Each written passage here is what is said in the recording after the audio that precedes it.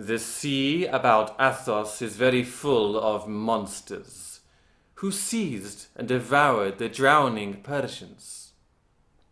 So wrote Herodotus in 425 BC, in the earliest recorded mention of sharks in history. But whereas European maps went on to feature bizarre, enormous sea monsters for hundreds of years more, sharks were well known to those who lived in close contact with them, especially in the Pacific. Hawaii, for example.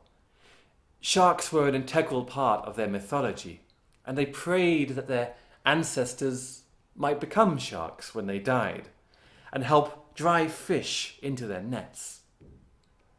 Elsewhere, in the Pacific, sharks were seen as gods, who had to be regularly appeased with sacrifice. And the priests would dress up in a long shark costume, weaving their way through the crowds to the sounds of drums until the nose would point at someone. That person would be strangled, chopped up into pieces and thrown into the sea for the sharks to eat. And in Fiji, they were so concerned with shark attacks, a special shark charmer would capture one and kiss its belly for protection. Oddly enough, this was picked up as an initiation rite for a college fraternity in Florida in 1960, until the police put the end to that practice. In North and South America, you could even be bitten by a shark on dry land, as sharks' teeth were used for the heads of arrows by all the tribes living there. And even the night sky was not free from the reminder of these predators, because what we see as the belt of Orion, for them was the leftover leg of a man's mother-in-law, who had been eaten by a shark he had trained specifically for that purpose. If only it were so easy. Perhaps the root of our fear of sharks is that they challenge our notions of being a dominant species at the top of the food chain, or when we slip into the water, we yield that status to these apex predators, who are such efficient hunters they've hardly evolved at all in the last 100 million years. They're not particularly smart, though. Inside sharks' bellies have been found chairs, drums, bottles of wine, boxes of nails, the rear end of a horse.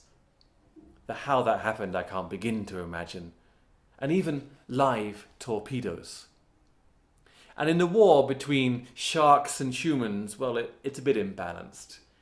We kill around 100 million of them a year. We've been hunting them for ages. In fact, in the 19th century, the civilized world was lit up by shark and whale oil.